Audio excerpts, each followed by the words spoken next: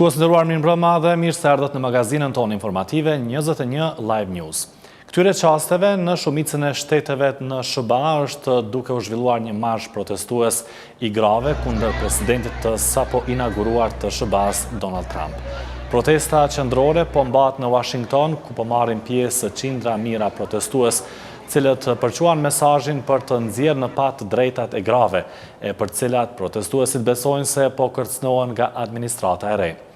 Protestat të ngjashme u mbajtën edhe në qytete të ndryshme të Europës dhe të botës. Zhvillimeve më të reja në SBA do t'u kthehemi pas pak në këtë emision. Kalojmë tani në ngjarjet kryesore të ditës në Kosovë. Ramush Haradinaj është në pritje të seancës gjyqësore në Francë, në cilën pritet të shqyrtohet kërkesa e Serbisë për ekstradim të tij. Në Kosovë pritjet janë që kjo kërkesë të hedhet poshtë.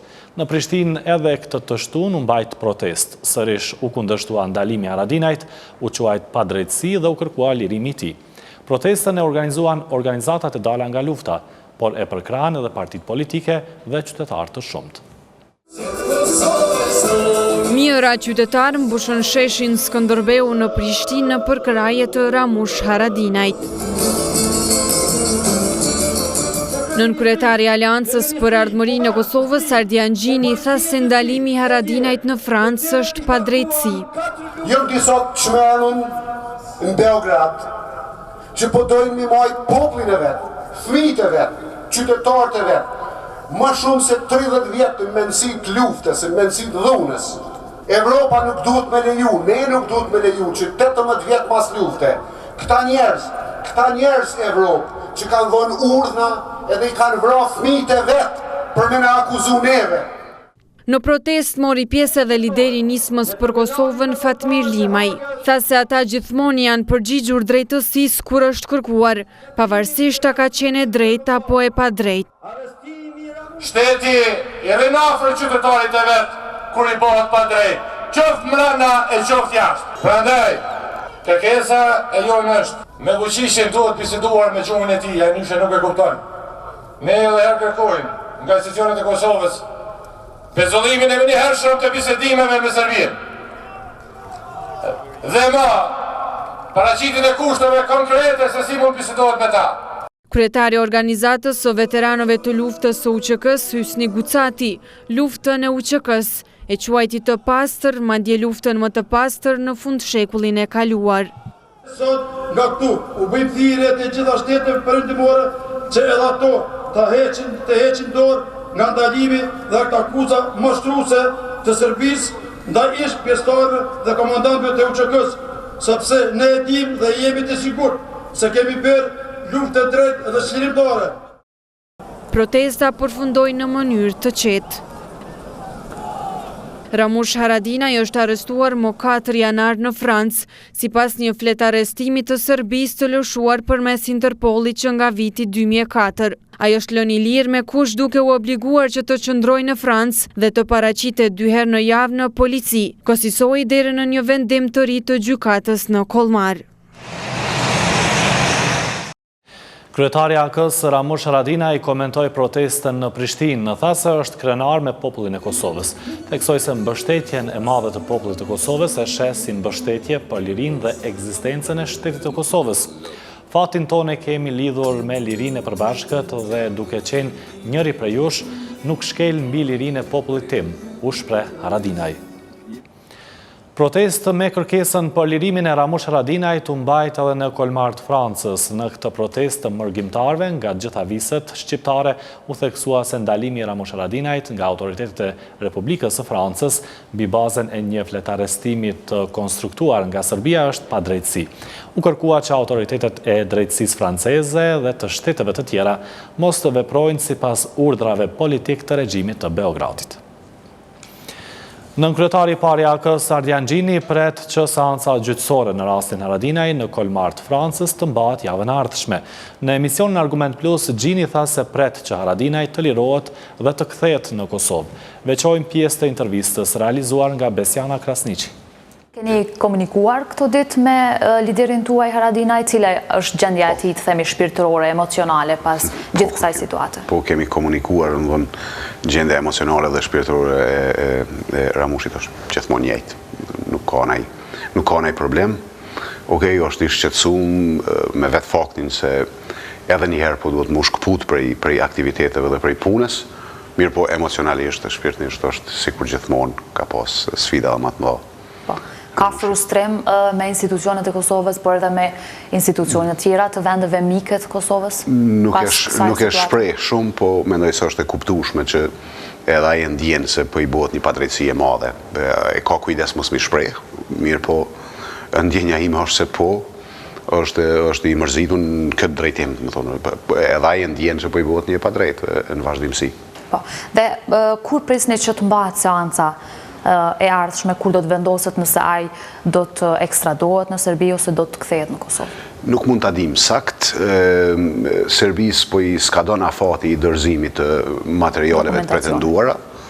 Do të thonë, gjithë e dim që janë fabrikime, në fakt nuk e dim veç ne, do të thonë e dinë edhe jashtë që këto janë fabrikime, por prapë se prapë procedura kërkon që të pritet që ato dokumentet të përcjellen. Deri më tani më sa dim ne nuk ka dokumentet përcjellura, do të thonë Serbia po abuzon edhe me këtë të drejtë që ja jep një marrëveshje ndërkombëtare sa i përket Interpolit.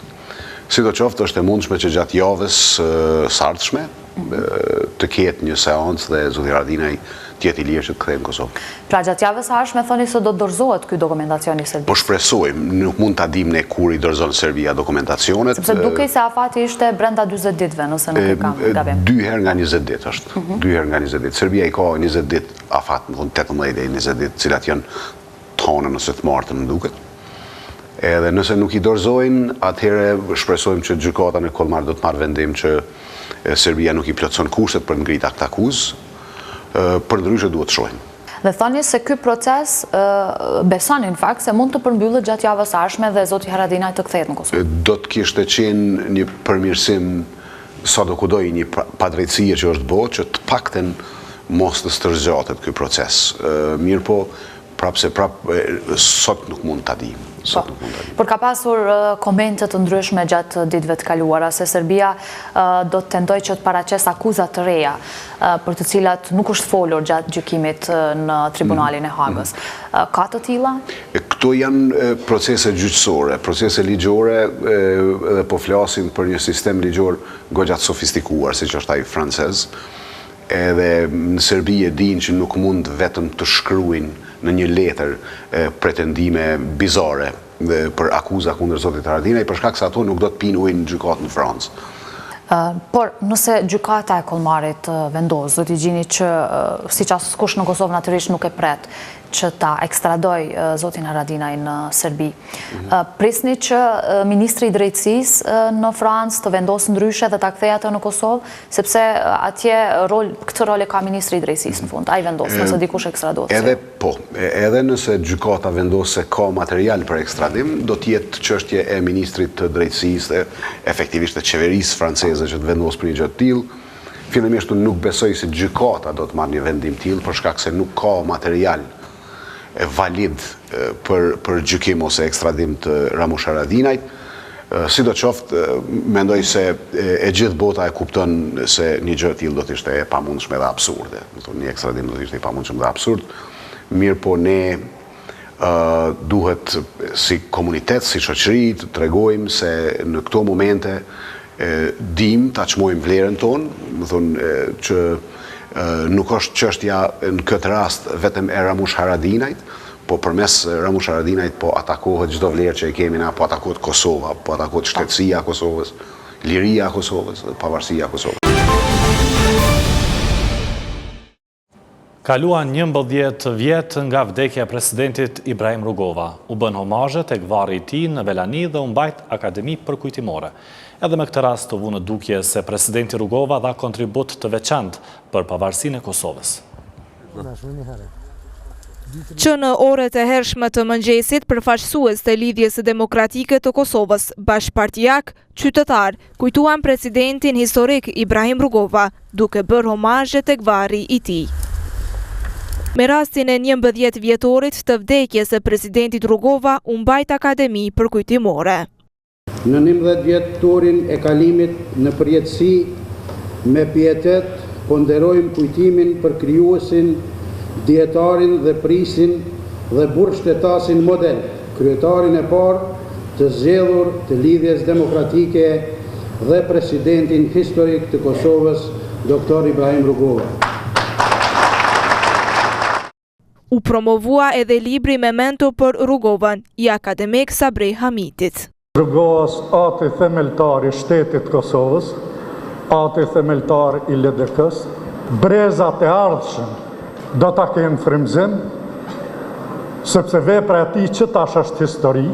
Unë e kam shkruar një libër, pa është libër i pambyllur, është libër i hapur, pikërisht për këto që thash më përpara, sepse vepra e Rugovës është një krye i gjallë, nga i cili bëron dia dhe frymëzimi e një zemre të hapur. Ibrahim Rugova nuk ka lënë autobiografi as kujtime të sistemuara me dorë të vet, por ka lënë trashëgiminë e madhe në Republikat e Letrave e të shtetit si dietar shkrimtar shqiptar. Me konsideratën më të lartë për presidentin Rugova flasin edhe zyrtar dhe antar të tjerë të LDK-s. Koha e artë ta quaj dhe fatit cilën kemi qenë si të rritë, frymëzohemi nga idet, nga puna, nga përkushtimi, por mbi të gjitha nga filozofia për shëndërtimin e Republikës së Kosovës, është një trashëgimi e çmuar, mbi të gjitha është vlerë, por është edhe obligim dhe përgjegjësi që aty ku jemi ta kryejmë punën me përkushtim dhe nder për hir të vendit dhe gjitha gjeneratat që do të vinë pas nes, ashtu siç ishte edhe vetë presidenti Ibrahim Rugova. Kem pasur nderin që kur Ibrahim Rugovës jemi taku disa herë me te. Ibrahim Rugova është themeluesi i shtetit Kosovës, edhe lum ai që ka mujtën me qenë në kontakt me Ibrahim Rugovën, edhe gjithë ne shqiptarët do të shkojmë rrugës dhe ideve të Ibrahim Rugovës. Qazim Rekaliu është njëri nga veprimtarët e vjetër të LDK-s. Thotë se njerëz si Ibrahim Rugova nuk lindin më. Bova kia flasi pleshën herë ka thonë pas 40 vjetin e njëri, veç Rugovë më në Kosovë s'ka. Që Rugova gjallë, ala, Kosova nuk e kishit gjeni që e ka sot. Sot jem në gjenin shumë të keqe. Gjatë ditës, përfaqësues të lidhjes së demokratike të Kosovës vizituan edhe familjen e presidentit Ibrahim Rugova. Me rastin e 11 vjetorit të vdekjes së ish-presidentit Rugova, kryeministri dhe kryetari i LDK-s Isa Mustafa vlerësoi se Rugova ishte arkitekt i pavarësisë, lider vizionar, personalitet frymëzues, cilit si ja dëgjoi kur askush një fjalë të keqe. Gjatë jetës së tij, Rugova na udhëhoqi drejt lirisë, pavarësisë dhe demokracisë, vendosi standarde më të larta në politikë, u bë mik i shquar i botës demokratike, ishte krijues kulminant dhe njeri shembullor, tha kryeministri Mustafa, duke quajtur Rugovën njeri të epokave. Presidenti Hashim Thaçi bëri homazhe tek varri ish presidentit Ibrahim Rugova në Velani, duke quajtur Dr. Rugovën prijës të lëvizjes politike që shënoi vitet e 90-ta. Presidenti Thaçi vlerësoi se orientimi politik nga vlerat perëndimore, këmbgulja për lirinë, demokracinë dhe pavarësinë e Kosovës janë vlera madhore të mendimit dhe angazhimit të tij politik. Presidenti Rugova dha kontribut të jashtëzakonshëm për shtetin e Kosovës, theksoi presidenti Thaçi.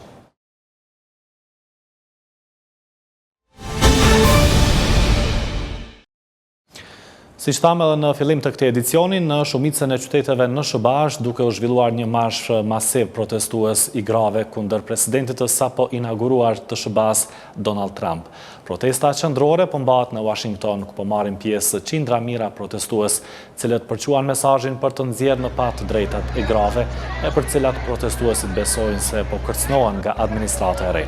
Protestat të ngjashme u mbajtën edhe në qytete të ndryshme të Europës dhe të botës. Edhe Kosova ju bashkua 10 shteteve të botës me protestën gratë marshojnë për të kundërshtuar gjuhën seksiste dhe denigruese ndaj grave të përdorur nga Donald Trump në garën zgjedhore për president të SBA-ve, duke rikujtuar se gjuhë e tillë po përdoret edhe në Kosovë. Përdorimi i një fjalori seksist dhe denigrues nga tashmë presidenti i Shteteve të Bashkuara të Amerikës, Donald Trump, do të mund të kishte ndikim në shumë vende të botës dhe për këtë arsye duhet të ndalohet, tha kryetaria e rrjetit të grupit të grave Iqbale Rugova. Në Kosovë, edhe vitin e kaluar, edhe para shumë viteve ma herët ka fillu një gjuhë seksiste e politikanëve ndaj grave në vendimarrje. Ky vit ka filluar po ashtu me këtë gjuhë dhe ne kemi dashur ta ngrejmë zërin në këtë marshim kundër gjuhës denigruese që është bërë ndaj ministres së drejtësisë, kundër kërcënimeve që janë bërë ndaj zëvendës kryetare të parlamentit dhe i themi të gjithëve stop. Stop më me atë gjuhë. Gratë meritojnë një vend të barabartë edhe në vendimarrje me burrat. Në anën tjetër, kryetaria e komunës së Gjakovës, Mimoza Kusari Lila, tha se në një vend demokratik nuk duhet në asnjë mënyrë të përdoret gjuha seksiste. Ky marsh është për të ngritur vetdijen, por natyrisht edhe për t'ju japur zë femrave, të cilat jo rrallë hezitojnë që të hyjnë në ujërat e politikës, duke i ikur apo duke ju friksuar gjithmonë para gjykimeve që bëhen për to. Edhe gazetarja Jeta Gjara tha se femra duhet të jenë të barabarta. Përveç që i ndigjoj në Kosovë që gjuhë e kemi ndigjuar edhe në Amerikë. Kemi dalë këtu sot një ditë masi që është inauguru presidenti Trump, me kallëzu që është e papranueshme, si për Kosovë, si për Amerikë, një gjuhë që i qetë poshtë qikat. Qikat kanë me qenë të barabarta me krejt. Because I want to feel safe at school. Because I'm a feminist. And that's not a dirty word. Marshi qendror në kuadër të iniciativës Gratë marshojnë u mbajt në Washington, ndërsa zhvillohet edhe në 80 qytete të 40 shteteve të ndryshme të botës.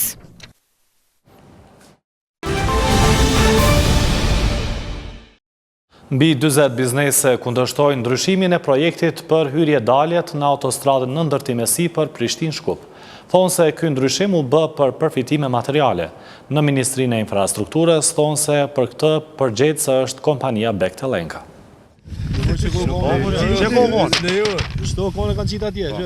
Pronarët e komunitetit të biznesit që veprojnë në lokalitetet e fusha e pajtimit në magjistralin Prishtinë-Kaçanik në fshatin Kralic, shprehin kundërshtimin lidhur me devijimin e projektit për ndërtimin e hyrjedaljeve të autostradës Arben Xhaferi. Sipas tyre, me projekt është paraparë që daljat bëhet afër restoranit Mani, por Ministria e Infrastrukturës së bashku me kompaninë ndërtuese Bektelenka ka ndryshuar projektin dhe hapësira dalëse është transferuar 2 kilometra më larg. Projekti që ka qenë mu bo, o konë kjo pjesa këtu, ose kjo tjetra këtu. Tash, po dalë ketë një 2 kilometra largësi. Arsyja, tokë private, shko privatizu para 4-3 vjetë, për mi morë 3-4 milion euro, vesh tokë ka mu pagu, a bizniset i kanë lonë ketë onash. Sa biznise jenë dhe sa humni ju? Po, biznise janë ofër 40 në këtë pjesë, te në Gërlicë është fjalla. Po edhe vitin e kalon pa kyqe. Kjo është për mu që ditë. Pele edhe një qytet tjetër, veç shkaku interesit për me morë mjetet, po dijet që shvimorin ato mjetet, e bojnë këtë damë. Humbit janë të paparashikume, sepse kemi do më thonë mostrën nga prezejnë ku shirën bizniset e cilat kanë kapitulu në këtë rast si që është bë të kalimi i atjeshëm njëtë do të ndodhë këtu mbi 40 bizniset do të tash e 2 vjetë po mbi 400 dhe kështu që do të shuhet mbi 70% e bizneset do të shuhet dhe 70% e punëtorëve do të ngelin pa punë.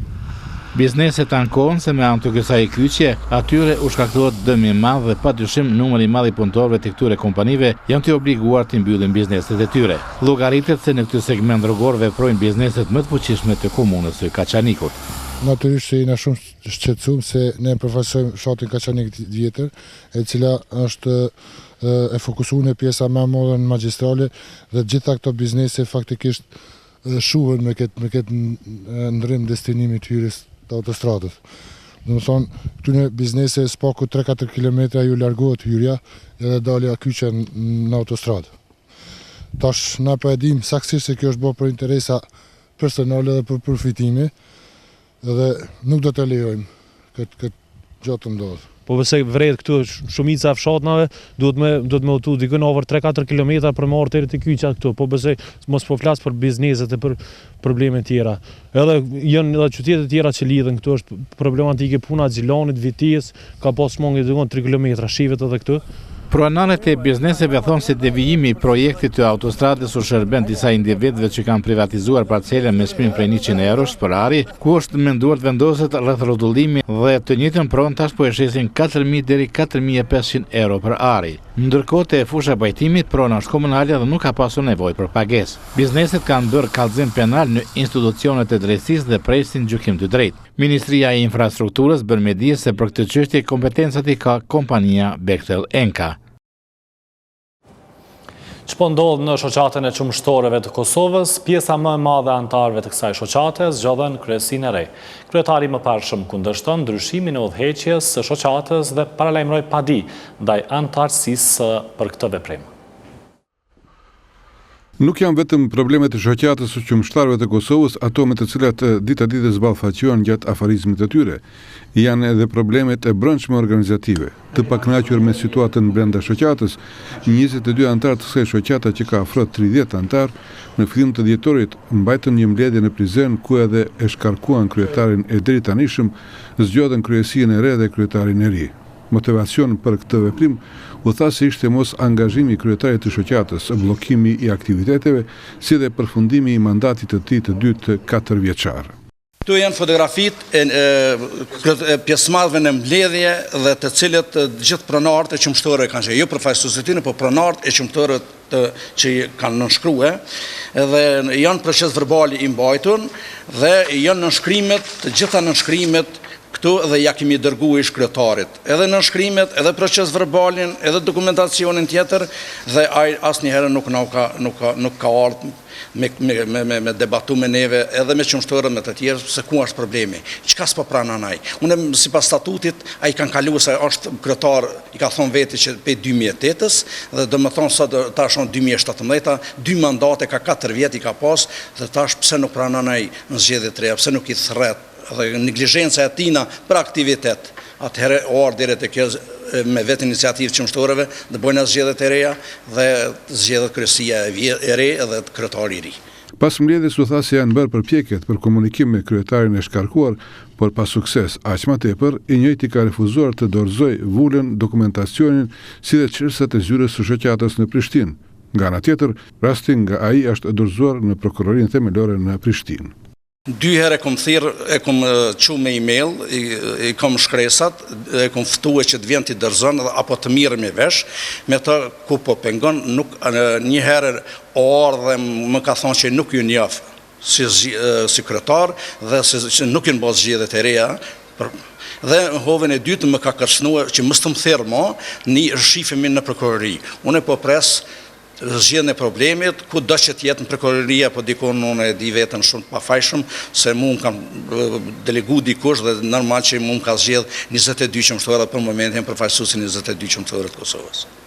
Ndërkaq në përpjekjet tona për të kontaktuar me kryetarin e shkarkuar Ramadan Memaj rreth situatës së krijuar, komunikimi vetëm ishte me mesazhe elektronike, me çrast u njoftuam se në shoqatën e qumshtarëve të Kosovës, sipas tij, nuk janë mbajtur zgjedhje të reja dhe se informatat e duhura mund t'i sigurojmë në prokurorinë themelore në Prishtinë. Memaj paralajmëroi se në ditët në vijim opinioni do të informohet për problemet në këtë sektor.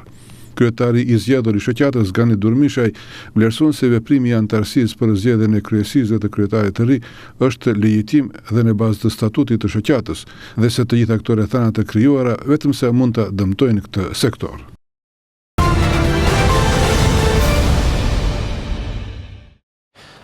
Një kronik nga Maqedonia, VMRO DPMNE vazhdon të negociojë me BDI-n për formimin e qeverisë së re. Ndonse të dyja partitë kanë qëndrime të kundërta, në BDI thonë se po bëjnë konsultime brenda partijake në lidhje me kërkesat dhe qëndrimet e partive maqedonase. Edhe 8 ditë kalon afati i mandatit të VMRO DPMNE-s për formimin e qeverisë. Deri tani nga takimet që u zhvilluan mes liderëve të partive nuk ka dalë asgjë konkrete. Megjithatë, VMRO DPMNE me optimizëm vazhdon të mbajë të njëjtin qëndrim, se kryetari i partisë së tyre Nikola Gruevski po zhvillon bisedimet për formimin e qeverisë së re. Kryetari Gruevski ka mandat të plot nga Komiteti Qendror i VMRO-DPMN-s që t'i zhvillojë negociatat për formimin e qeverisë së re. Ai është mandatar si udhëheqës i partisë më të madhe në Republikën e Maqedonisë. Mandat legjitim i dhënë nga qytetarët e Maqedonisë dhe nga presidenti i shtetit Gjorgje Ivanov. Në këtë periudhë ai vazhdon konsultimet në lidhje me këtë çështje të rëndësishme. Pas takimeve të Ali Ahmetit me liderët e partive maqedonase Zaev dhe Gruevski, Bashkimi Demokratik për Integrim po zhvillon takime brenda partijake për t'i shqyrtuar kërkesat dhe qëndrimet e partive maqedonase për formimin e qeverisë. Kryetari Ahmeti vijon takimet konsultative me strukturat partijake të Bashkimit Demokratik për Integrim, intelektual, përfaqësues të shoqërisë civile si dhe komunitetin ndërkombëtar, thon nga Bashkimi Demokratik për Integrim. Takimet e reja me Bashkimin Demokratik për Integrim për formimin e qeverisë ka paralajmëruar edhe Lidhja Social-Demokrate e Maqedonisë, pavarësisht se kjo parti ende nuk ka marrë mandatin për formimin e qeverisë nga presidenti i shtetit. Ndërkaq koalicioni Aleanca për Shqiptarët mban qëndrimin se nuk do të bëjë asnjë marrëveshje me VMRO-DPMN nëse kryetari i kësaj partie Nikola Gruevski nuk u kërkojnë falje shqiptarëve. Ndërsa koalicioni Rilindja me Besë mban qëndrimin se bashkëpunimi me VMRO-DPMN është i pamundur, të paktën nëse lidershipi i kësaj partie nuk riformohet. Bazuar në këtë qëndrime, partneri vetëm i mundshëm për formimin e qeverisë me VMRO-DPMN është Bashkimi Demokratik për Integrim.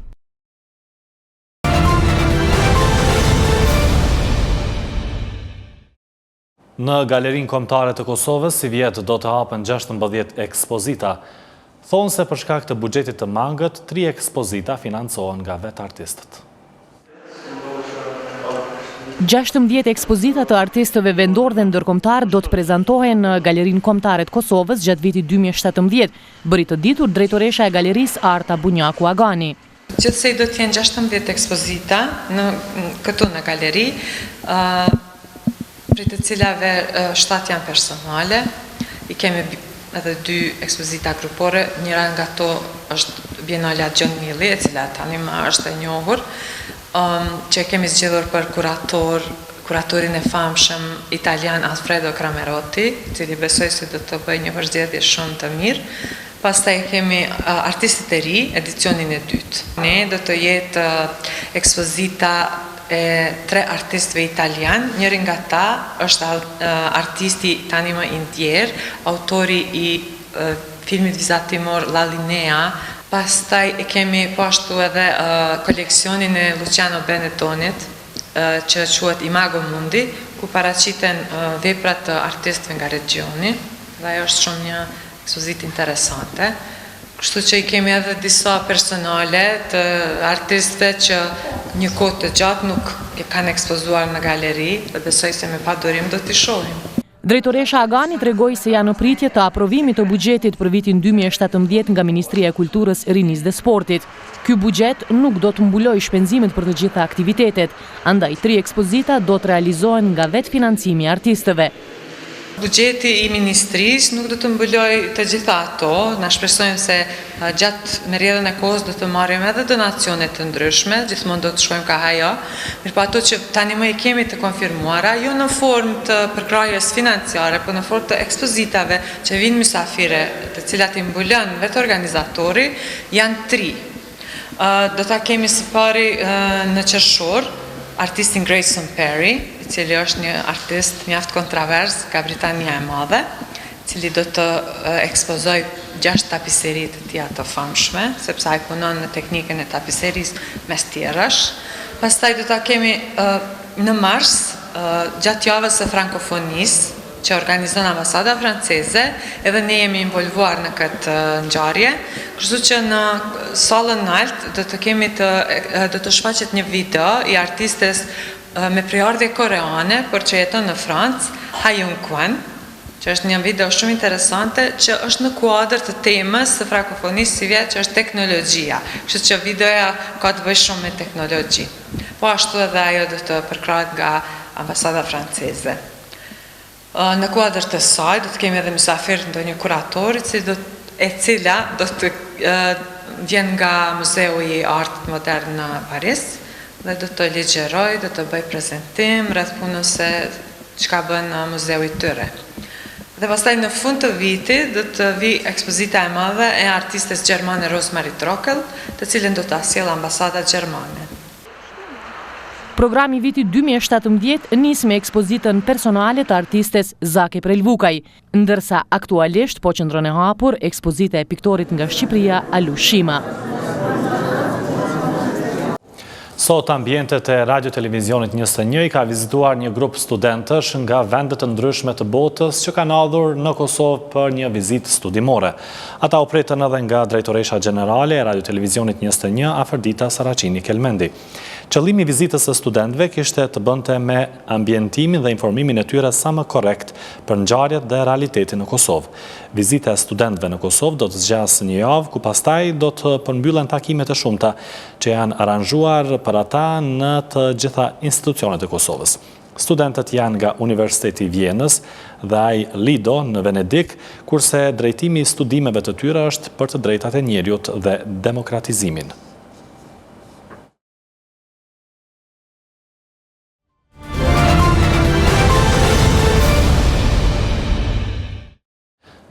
Rubrikën e sportit e filloj me informacionet nga sporti vendor me paralajmërimin e ndeshjeve të Superligës së Kosovës në basketbol. Pas pauzës dimërore, ndeshjet e Superligës u kthyen në këtë fundjavë me xhiron e 17.